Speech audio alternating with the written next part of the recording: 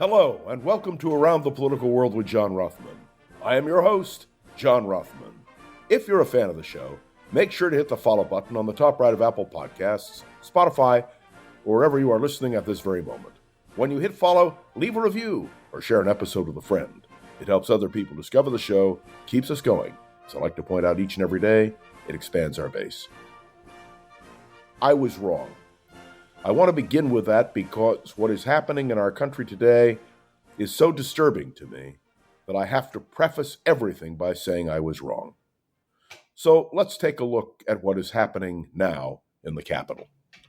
We know that Pam Bondi is now the Attorney General of the United States of America.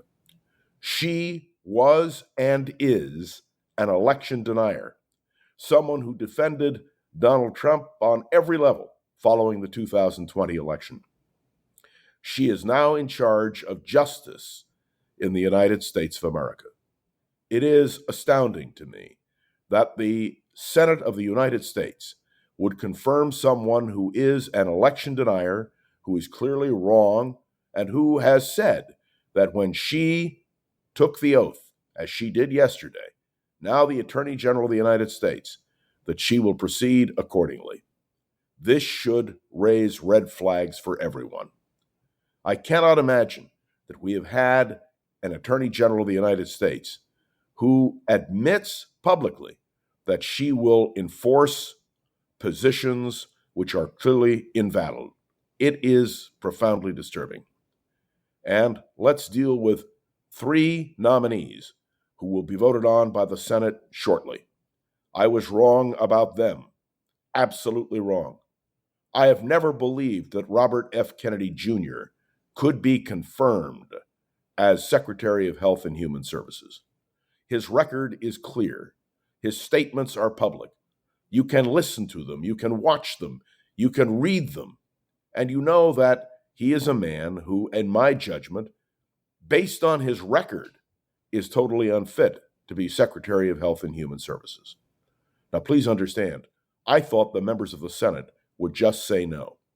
When you have a vaccine denier, when you have someone who believes in conspiracy theories, I believed with perfect faith that the members of the Senate, including the Republicans, would say, nope, this is one step too far. I was wrong. And let's take a look, please, at Tulsi Gabbard. Tulsi Gabbard clearly has no national security experience. A former Democrat, now a Republican, representing Hawaii in the House of Representatives, a woman who has met with Bashar al-Assad and who has defended Snowden. And you wonder, what are they thinking? She has no intelligence experience, and yet she will, upon confirmation, supervise 18 intelligence agencies in the United States of America. I must tell you, this is profoundly concerning. It is the wrong place for someone like Tulsi Gabbard. And yet, Donald Trump has made the nomination.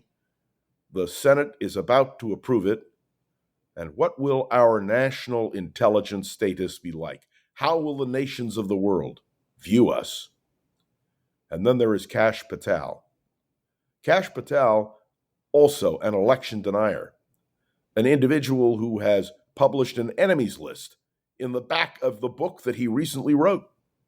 A man who has defended Donald Trump on every level and who says, well, the J. Edgar Hoover building in Washington, D.C., the FBI headquarters, ought to become a museum to the deep state. They have confirmed, it appears, the idea that Kash Patel will be the director of the Federal Bureau of Investigation. I began this podcast by saying I was wrong.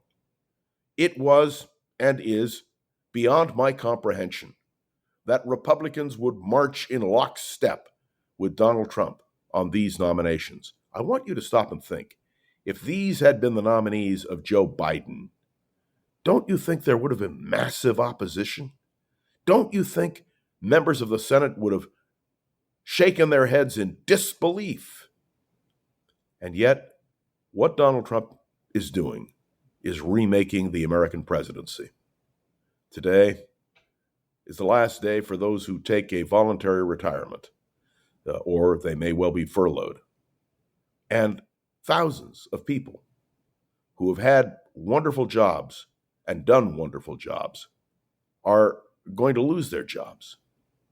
And it's a question about what the nature of our government will be. There's one thing that I think we have always believed, and that is that fundamentally the government tries to do the right thing. Oh, I know there are examples where they aren't, and I know we've been lied to, and I know a lot of things haven't gone the way we wanted. But do you understand? What we now have is Donald Trump in full control of the American government. We've never had one-man rule before, not even when Franklin Roosevelt was president. Democrats in those days stood up and said no to him on a variety of issues, including packing the Supreme Court. But what we face now is a government of one-man rule, and it concerns me. It is not the American system.